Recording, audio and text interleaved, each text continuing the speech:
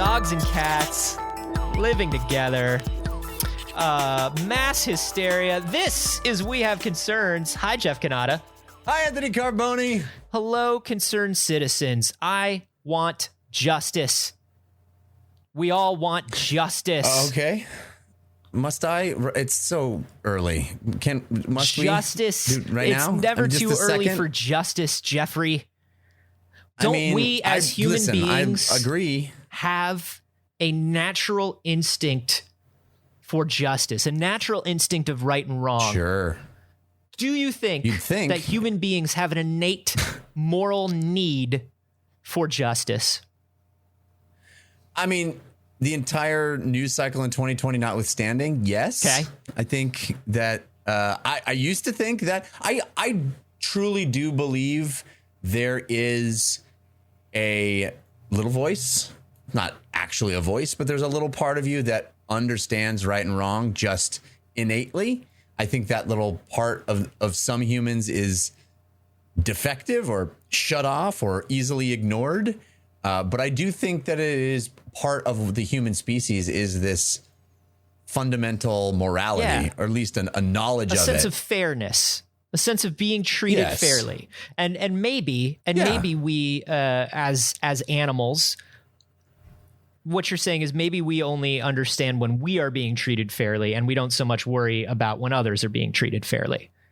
But we have an internal sense of our own justice. Yes, I think we are as lizard brain reptilian descended creatures. We are innately selfish, and part of the idea of becoming civil, of having a civilization, is trying to mitigate that and recognizing that your actions affect others and there should be justice for everybody. And I think that's why across every form of religion, you have some version of the golden rule, right? Do unto others as you would want done unto you is sort of this universe. It's said in different forms, in different ways, but ultimately it breaks down to that because that's ultimately what it is, to try to transcend your selfishness and go, hey, justice for me and justice for other people should be the same. Well, not to get too platonic on you here, Jeff, but do you think that our need for justice, do you think we have a need for retribution, or do you think we have a need for people to learn, grow, and be rehabilitated? Do we just want a transgressor to be punished, or do we want them to learn? Boy, I would say you're talking about innately. Or, I think what is the human instinct? I think the human instinct is to punish, is to crush, is to eliminate the unjust and try to whittle down the herd into only the people and other factors that will lead to the most justice. Okay. Well, you're not the only one that believes that, and you're not the only one that's interested in this question. There's a study that I don't agree with that, just to be clear. I don't think that, but I think that's sort of the innate general feeling. No, I get it. Jeff Cannata thinks that we should all crush our enemies under our boot heel. We get it. We get it. Calm down, so Dr. Doom. I understand. I have to sign up for. There's no crime in Latveria. I get it. Here's what's up. There's a study in Yale that Yale ran. Yale, very fancy school. I've heard of it. Super fancy. It was published in the last episode of Last Episode. That's what I call journals now. I do them episodically, like they're mangas. Do you binge watch journals? I binge watch the hell out of journals, particularly the journal Nature and Human Behavior.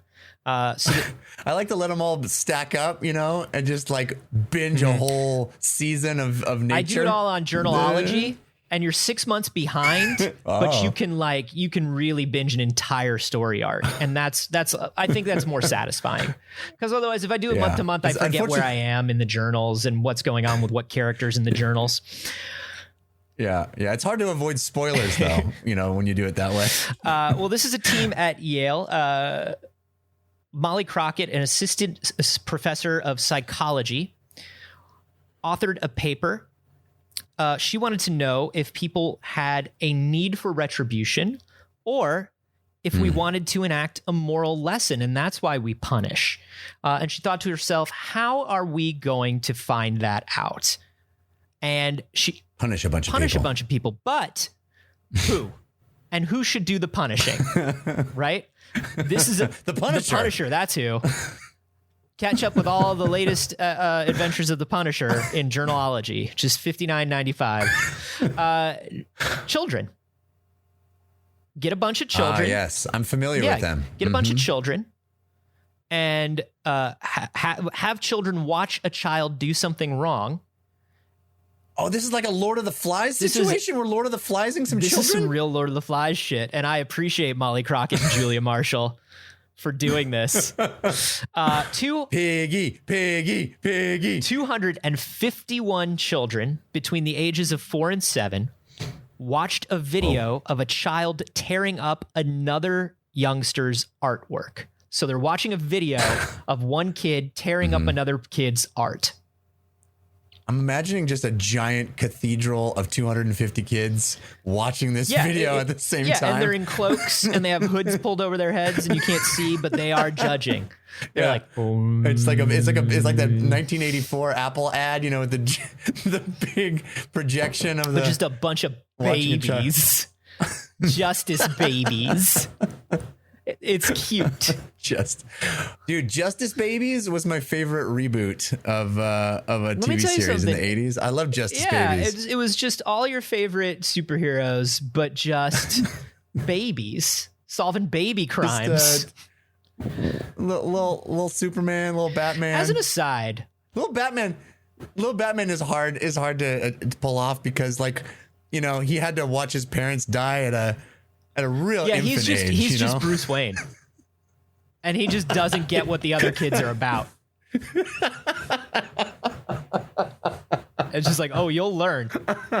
You'll learn, kid. It's all these kids with superpowers, and then just a wealthy, a wealthy, happy infant. It's just like, I don't know why I'm hanging out with these guys. I think everything's fine. Surely nothing is wrong in the world. As an aside, I don't want to go too much into this, but I was thinking the other day about how many cartoons there were in the late 80s, early 90s where they took known characters and made them children or teenagers. And I remember that there was a Yogi Bear one where they were all hip teens that lived in a mall. And the ranger was a mall security guard. They lived in Yellowstone or Jellystone Mall. I do not the recall 80s that was a at all. wild time, y'all. Listen, what else was a wild time was watching these children punish these other children. Okay? Good segue. Because here's what's up. Gotta bring it back. 251 children. They watch these other kids tear up some innocent other child's artwork, and they got divided into two groups. And first, the children had to first decide whether to punish the art destroyer by taking away their iPad. You know how kids love the iPad.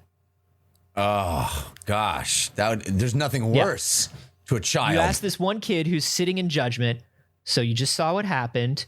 Does the child who ripped up the artwork deserve to have their iPad taken away? Now, if the children decided to punish the transgressor, they would have to make a personal sacrifice. Their own iPad would be locked away as well. Everyone loses the iPads. One iPad goes away, all the iPads go away? That's right.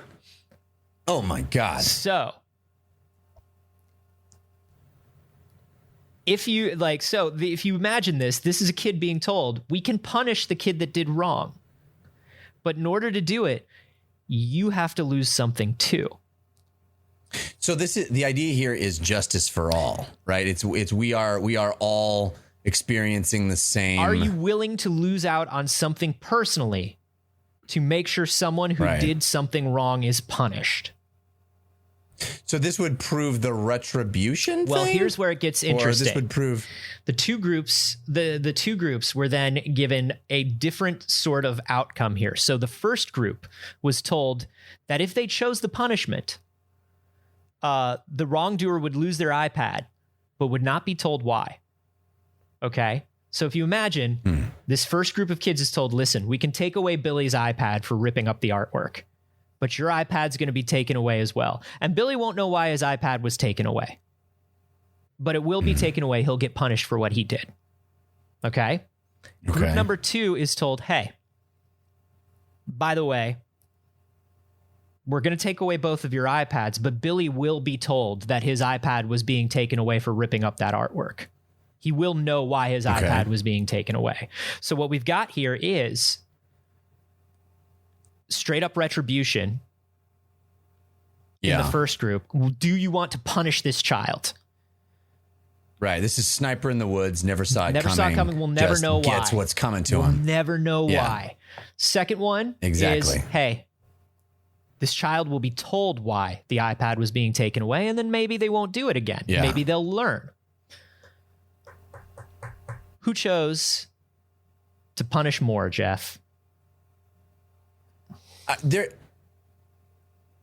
There's no part of me that thinks that the kids wouldn't pick you got to tell the kid why. Like, it seems like, especially to a child's mind, they would want the kid to know why they had their iPad taken away, right? So the first group, the one that was told, nobody will be told anything. No one will be the wiser as to why this happened. 26% of them chose to punish the child. 26. So a very small percentage. Quarter of them said, yeah, fuck it. That guy's got to go down. But three quarters of them said, let the kid slide. Let the kid slide. The children in the second group who knew that the wrongdoer would be told why. 50%. I thought so. I mean, it's still... I think it's still a little surprising that many of them would be like, don't punish him at all. I guess it's because they don't want their own iPad being taken away. The second part of it that they're not studying right now is personal sacrifice in the name of justice. Yeah, no kidding. That seems like a big part of it. But I'm heartened by this a bit because I feel like we wouldn't want the kids to just be like, get what's coming to them. It doesn't matter if they know it or not. We need because that does indicate justice, right? They want the kid to understand that what they did was wrong, not just to get punished, not just to have something bad happen to them, not just have karma strike them down. You know, you do a bad thing happens to you, no causality, no connection that you know of.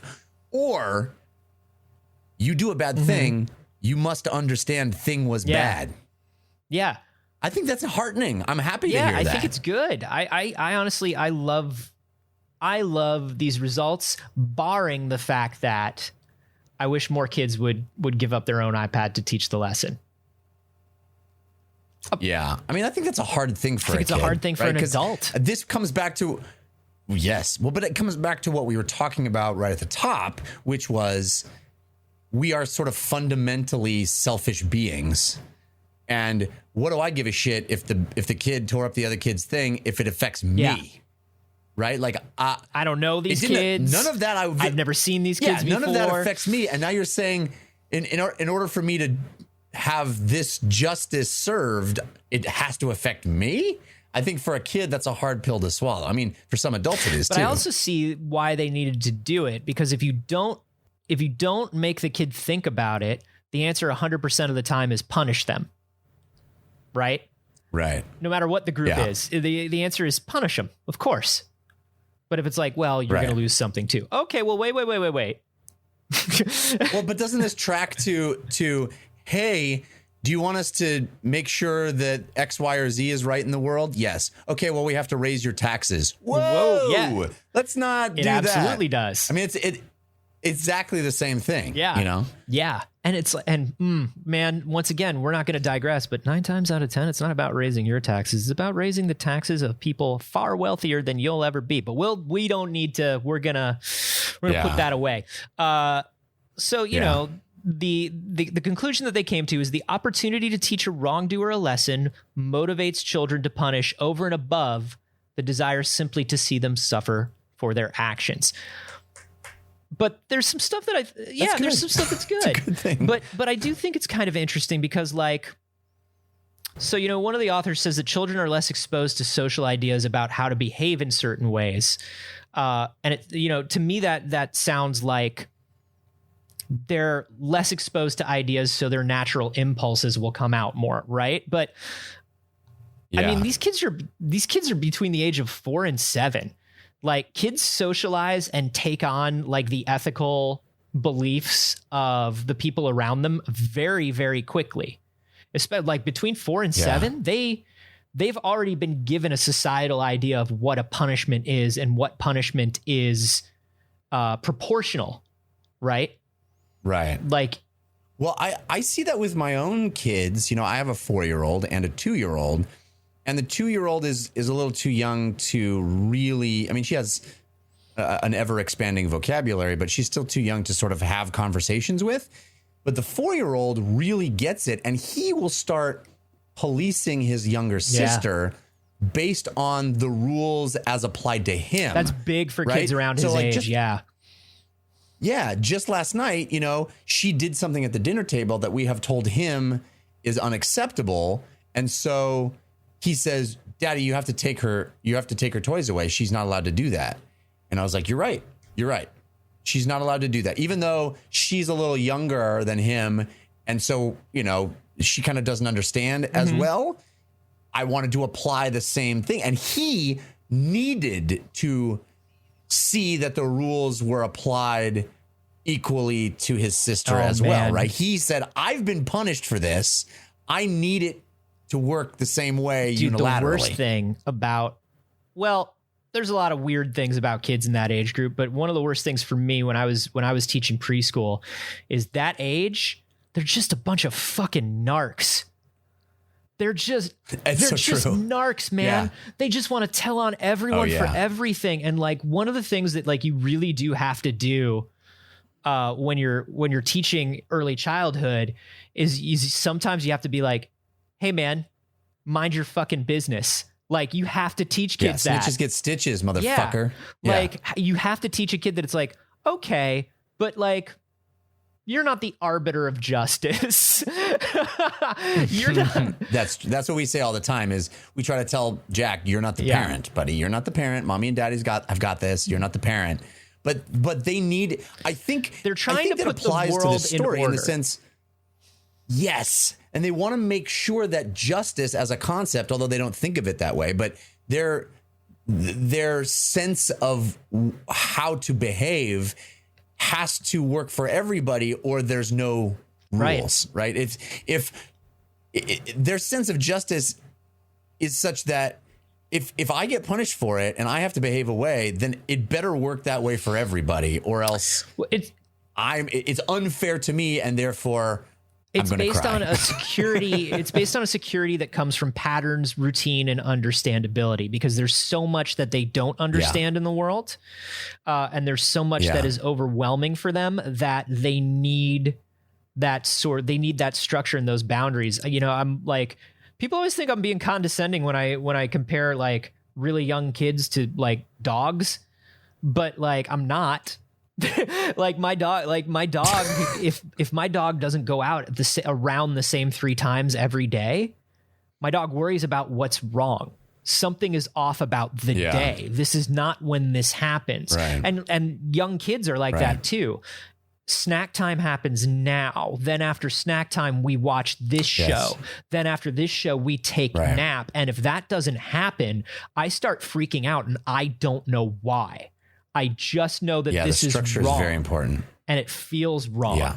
And so that's why it becomes so important for kids, I think. But it is, and it's nice to know that it's more about, because of that, it's easy to look at this study and go like, of course, these kids just want the rules followed because it's such a thing for them, you know? Because I don't know, I mean, you can tell me how much you think the empathy has appeared. You know what I mean? I wonder how much it's actually about, it's wrong, that girl is sad because he tore up her artwork, and that's not okay.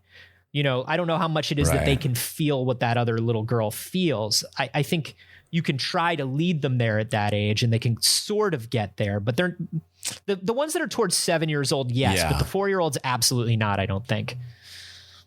No. Yeah. We've definitely, I say that a lot to my son, that variation on the golden rule thing of, you know, well, is that how you would want somebody to treat you? And he does something mean to his sister or pushes her or something like that. Would you want somebody to do that to you? No. Then why do you do it to her? Because I didn't want her to do that. There's a disconnect between like the way I act could be acted by someone else to me. That they have a hard time making that connection because they're just bundles of id at that age. You know, they're just wants and needs and gotta haves, and they don't have a concept of how that blows back on them in any stretch at all. There's a big light bulb moment that really happens when kids first get their first real taste of empathy, and I would say that it happens around maybe around 7 or 8 when they really start caring about other kids. And that's such a thing to see happen in a child, that like light bulb go off, like maybe 7, but like it's somewhere around that like 2nd, 3rd grade where it's just like, oh shit, don't do that to them. That's not cool. You know, the first time you see a kid really do that, not for their own reasons, but it's just like, it's not cool that you're doing that to someone. It's like, oh, you did it. You're a little human. Did you have that thing? Did your parents ever say to you that thing of when you went, it's not fair, life isn't fair? Did they ever say that to you? I got that a lot. Hell yes. My dad especially. My mother would always try, because my mother comes from she's the teaching side of my family. She's an early childhood educator. And so she always used to be like, you know, it's fairness is important, and we do our best to keep things as fair as we can. And yet sometimes things are disappointing and out of our control. You know, she would always try to explain it in a way that was a little more, that was a little more, hey man, this is the universe, rather than like, life's not fair. Life's not fair is just a thing parents say where you're just like, oh, eat shit, dad. Yeah. No, it's definitely a platitude and a cliche, but it is interesting to me in the context of this story, in the sense that as you're young, you sort of inherently need to believe that there is a fundamental justice at play all the time, right? And part of maturing is realizing that that's just not the case at all. Part of my daily existential it's a funny dread thing. Is just but it's wild that we are all built in with that expectation. You know, that all of us are born believing that it has to all work that way. If it works one way for me, it has to work that way for everybody else. And that's just never been true. It's never been true. And I would say that the idea that life has to be equally fair to everyone is a relatively modern one. I would say that if you went back a few hundred years and asked, you know, different children who grew up in different cultures, different societies, if they believed that, no, some people are they were taught some people are inherently. You think that's an American thing? Some people thing? were inherently better than others, and you were taught that at an early age, right? Right. Caste system, that kind of thing. Do you think that's a uniquely American perspective? Because maybe I'm just blind to the idea that that's how I was raised, and therefore I assume everyone. I don't know that it's uniquely American, but I do think it is of the last. Maybe the last 150 years. And I would be interested to talk to historians or you know, anthropologists and see.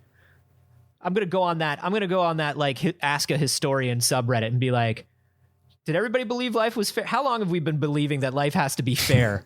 Because I don't think I think that's a pretty modern idea. Hey, that's a really interesting point. Yeah, I think you're right. I think that is true. It's easy to feel like things have always been the way because they were for you, but it seems pretty clear that that's not how people were raised for most of human history. Right? That guy's better than you. That guy's worse than you. And maybe, honestly, maybe that's also my privilege talking, right? Maybe I had the privilege of being raised in a blissful lack of awareness of the inherent inequality of the world. Can I tell you that when I try inherent unjustness when I try of the to world. picture your childhood, Jeff, your childhood specifically, I just see a bunch of Norman Rockwell paintings. I don't think that's entirely true. I know it's not. I know it can't be. But at the same time, just because of the type of person you grew up into, you have that innate belief, you have that innate, like, no, I want to make things as fair as possible for everyone. It's nice to be nice. I love loving things, like all of that. I just picture a real Pleasantville vibe, I mean, I had very loving parents who I still love, but they're divorced, and I have an aunt who I met twice in my life, and never, if she walked up to me on the street, I wouldn't have known her. She's dead now, but she walked up to me on the street, I would be like, fuck, it's a ghost. No, but I mean, like, there's some shit in my family, right there. Like, my dad and his sister just didn't talk at all. Right. They had a fight one time when I was 1 year old, and then they never spoke again. Yeah, that's some Italian shit, man. That's some Italian shit. I got some of that in my family too. That's also some Eastern European shit. Basically, anytime you can point at somebody in your family and go, they're from the old country, you've got that petty grudge shit in your family. Definitely. Yes. But life should be fair, and we do want life to be fair. And we think it's only fair for you to give us your money. There's a inherent fairness. You know what's unfair, Anthony, is that some people pay for the show and other people don't. In all honesty, we do have a Patreon, and it is the only way we fund and support the show.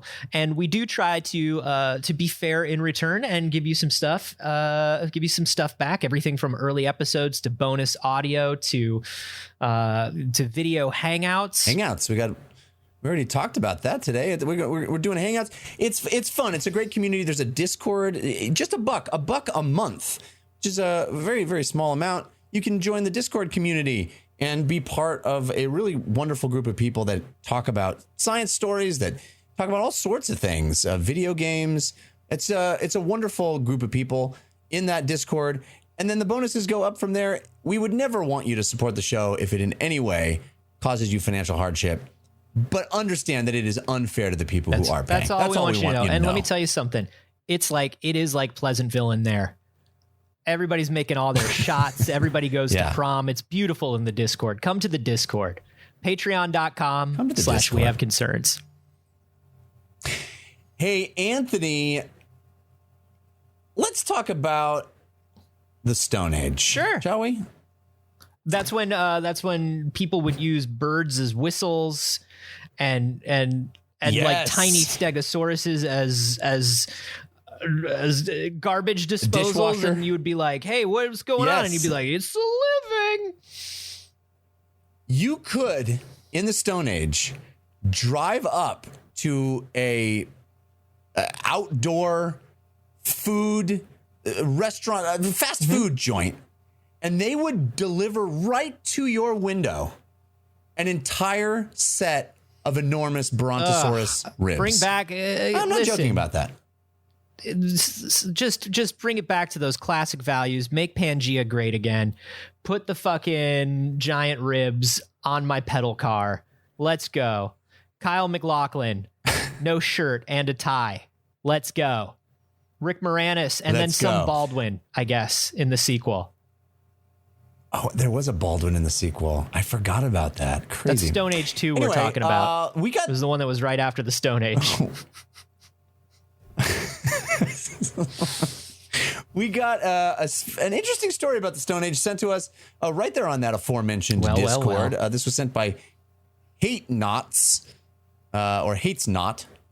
Thank you for sending this in, posting it right in the Cool Science News channel on the Discord, which is a great place to submit stories if you want to help us find a great story to talk about on the show. We love getting your submissions there.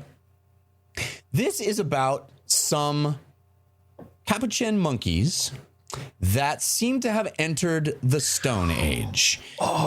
These monkeys live in Panama, and they were first observed way back in 2007, a few of them using some stone tools to crack open shells of things, to break bones, to help them get food. Oh my God, Jeff, it's happening. We're only like I feel like we're so close to monkey detectives. We're so used to monkeys and people wearing people clothes, doing people things. Yeah, well, for the first thing you need is the stone tools as evidence, and then the monkey detectives can discover the tools. They You can need a solve murder the weapon if first you're going to have monkey a detective. murder. Monkey Cain and Monkey Abel, brother against brother, stricken down. The first murder it's always brothers. I may have said 2007. I meant 2004. 2004 is I was going to say it couldn't have been 2007. The authors of this new paper that was just published observed behavior in this place called Jicaron Island. It's a small island off the coast of Panama. And there are these capuchin monkeys there that they observed just starting to sort of use rocks in very crude ways. They went back 13 years later in March of 2017. I guess that's how long it takes to get funding. Hey. For this kind of thing. And they placed camera traps across the 3 islands around Panama to observe these capuchin monkeys using stone tools. And what they witnessed is really, really remarkable. They saw monkeys, male monkeys only, break coconuts, crabs, and snails with these tools, with these stone tools. Very crude stone tools, but that's how they were using them. They're using them as tools. But the fascinating thing about this is that it was localized to a very specific group of these monkeys, only on one of the 3 islands.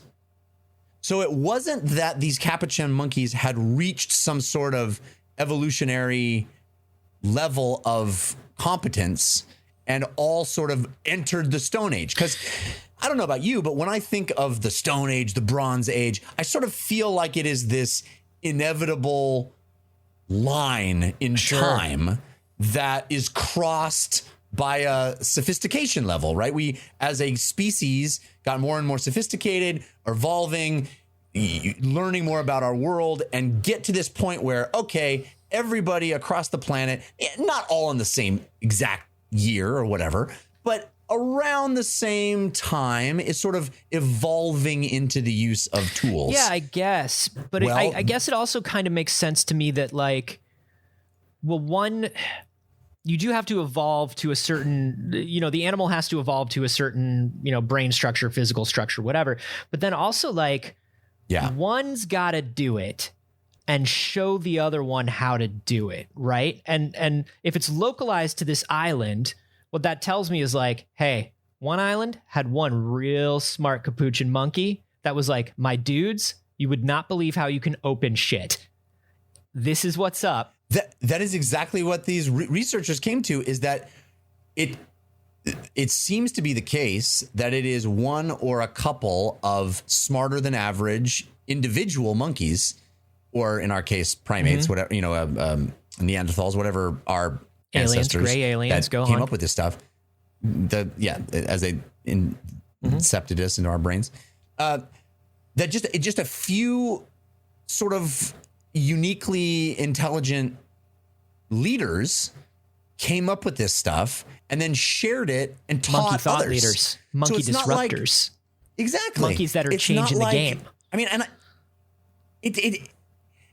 I guess this totally makes sense, right? Because you see it with everything. It's not like everybody comes up with everything. It's that some people come up with stuff and teach everybody else about the stuff. But that's never how I conceptualized an age of enlightenment. Right. That's not how I conceptualized the evolutionary steps of a species. But that's really what it is. It's like there's, for whatever reason, a few chance evolutionary sparks, a brain that goes, oh, hey, you know what? I can use this rock to break that coconut and eat it. And everybody else is like, I'm so hungry. How did you do that? And they watch the first monkey do it and go, oh, shit, I could do that. Yeah. And it the happens. Problem is, and this is what we really want to watch out for, is we want to make sure they don't create a monkey patent system too quickly, after this, because then even if the other monkeys want to crack open the coconuts, they will not legally be allowed to, because right after the monkey detectives comes the monkey attorneys. Yes, right. That's the problem, is the monkey patent lawyers. And they establish just those empty monkey companies that really aren't anything other than just copyright That's it. holders. All they do is they own IP. And they own like, monkey IP, MIP. all the rocks, every single rock is now copyrighted. And what are you going to do there? I'm going to laugh at them in their little glasses, I'll tell you that much, because I don't think they need those little glasses.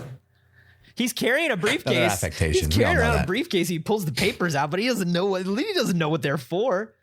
You know what's inside those briefcases? Oh my God. Bananas. He opens up that briefcase and there's a rock and a coconut. And he sits down to work. Exhibit A and C. C for coconut. Yeah, I mean, this all makes sense. And I mean, it makes sense throughout really the way we see everything. If you think about the things that we use every day, if you think about simple things like UI design or product design, right? Somebody comes up with something that looks, oh, this is the way you do something on a website. We'll put a header image on the top. Oh, a header image on the top so people know what the website. Yeah, okay. Yeah. I'll put a header image on there. And then I've watched websites turn into these things where every website looks the same. Every phone looks the same. Every UI on every streaming box looks the same, because like this is what we do as humans is, or what all animals that kind of can do these sorts of things do is like, oh, I saw you do that. Can I do that? Yeah, I can do that.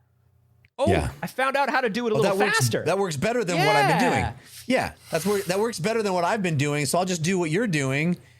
Eyes on your own paper, monkey. Eyes on your own paper. Eyes on your own fucking paper, monkey. Little cheap monkey with your fake ass glasses looking at my paper. But what this team is saying is that this suggests that entering the Stone Age has a lot to do with chance. Yeah, of course. It's not an expected trajectory for primates. It's like this other island just might not have any smart monkeys on it, and they just might not enter the Stone Age. Meanwhile, over in this other island, we're a modern Stone Age family. So this just clicked to me. And, this just clicked to me is what you're saying is what you've been telling me, and I've only been partially understanding, is that in your mind, the Stone Age is some sort of eventual inevitability.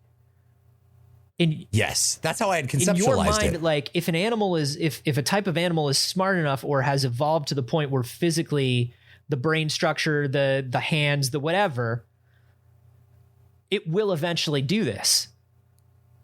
It's inevitable. The tools are all there. A million monkeys on a million rocks will eventually break a coconut. Exactly. That's how I feel. I feel is that like it's a function of time, and this seems to say no. There's this chance. There has to be the spark, the inspiration of a single monkey to try it, which is not inevitable. No. It's not.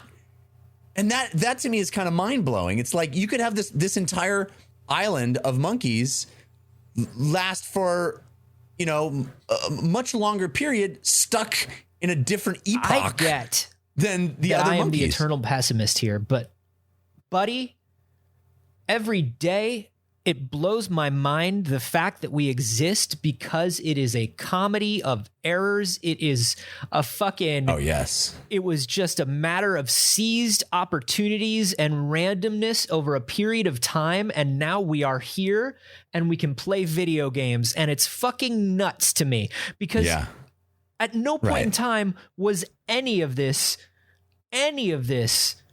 destined to be. Right. Inevitable. Yeah. None of this was inevitable. Yeah, I agree. If we didn't have some smart... Yeah, no, we won the lottery a billion times. We kept winning the lottery over and over and over. A billion times. Yeah. Listen, anytime you see a movie where it's like, oh, but the humans are the animals and the dinosaurs are the cops. Like, you know what, man? That could have fucking happened. Look, is it dumb? Yeah, and it could have happened. And that's why I love it. Yeah. No, I think about that all the time. It really came into focus when I had kids because kids you are realize dumb. how many fucking things, how many fucking things could go wrong in birthing a child, right? Like I think about with regard to my own kids, but I also think about with, anybody that has fucked up their life in some stupid way, made a dumb decision. I'm like, you won the lottery so many times to even get to the point where you could make that dumb decision. How dare you squander it? Like you were all the things that conspired to get you to the place where you were even able to make the dumb decision. Like the fact that you exist at all and are whole and aren't fucked up in some weird way and didn't have a million problems and were born on a part of the planet that allowed you to continue breathing past the age of 2. Like all of this shit, you kept winning the lottery over and over and over. And now you're going to knock over the liquor store. Like that's the decision that you're making right now. I don't know. It's something that I think about with regard to my kids. Yeah. Well, I think about it more less in regards to the guy knocking over the liquor store and more to like the dumb decisions I made when I was a kid, like a literal kid. Like kids are dumb and soft and weak. And like the first one had to survive to find another one. Oh yeah, no, kids want to die. They're trying to die. And the fact that and being a parent is so fucking hard. You look at any other mammal on this planet and they pop out and they're like mostly competent. But human beings, they're just gonna die if you don't do a whole lot of stuff. Well, that's the thing, man, is like when you hear about, there had to be one smart monkey to knock the rock onto the coconut. Think about your beautiful, wonderful, brilliant, but also like dumb idiot babies that you have. Okay? Think about your dumb idiot babies and like you still can't leave your dumb idiot babies alone, and they've been alive for years. They got to learn everything from you. They have to see one smart monkey do the right thing so they understand how it works. Yes. That's wild. I love that we're watching it, and I love that we're watching the inevitable ape uprising. Well, this is the inevitable ape uprising. I do need to tell you, though, that I know that monkeys are different than apes. Don't at me. Yeah. This is actually the second American species to enter the Stone Age. We're doing it, monkey detectives. Little monkey squad cars. The other capuchins in South America have used stone tools. And there are 2 species of macaques in Thailand and West Africa that have been doing it for 700 years. Of course, those monkeys are pickpockets. So those monkeys are rogues. Those monkeys have backstab abilities. Yeah, no, they've leveled up hard. But I guess what I'm telling you is macaques have been rock hard for 700 years. Wow. I let you lead me there. And I literally didn't see it coming. Hard. Macaques have been rock hard for 700 years. I literally let that happen. I walked right into it. I didn't see it coming. Where was the smart monkey to show me after fucking 700 episodes that this was going to happen to me? You son of a bitch. You son of a bitch. Well, I have nothing further to say on monkey intelligence now. You've soured it for me. You've soured it for me. I suggest you get yourself to the Discord where you can talk to the other fucking rabble that wants to hear your bad puns. It's really the only reason I picked the story. I know it is. Now that we've gotten to the end of it, that's what's so annoying is it's such an interesting story. And I know that you literally picked it because that pun occurred to you. You were sitting with like 4 stories and you were like, which one am I going to do? There's the pun. Mm-hmm. Yep. Anyway. I ain't ashamed of it. You're asking me to be ashamed of macaques? Anyway, it's patreon.com/wehaveconcerns. Do know that half that money goes to me. It doesn't all go to him. Do know that I do receive half of that money, and you don't have to worry that he gets all of it. You don't have to worry that you're throwing your money away. And then you also get access to the Discord, and as well as a bunch of other extras. We would really appreciate it if you checked it out. And I'm going to log off. I'm gonna log off, bud.